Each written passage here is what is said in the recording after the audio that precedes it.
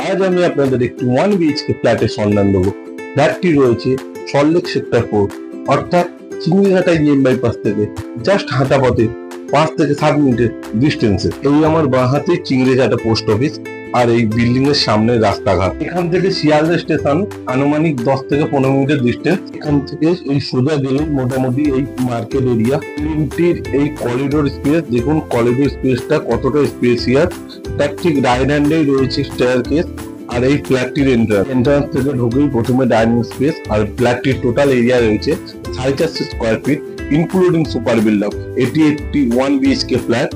আর mother metre অবশ্যই ফ্ল্যাটটিতে রয়েছে বর্তমানে, যেহেতু রিসেল প্রপার্টিটা মোটামুটি 4 থেকে 5 বছরের প্রপার্টি রয়েছে।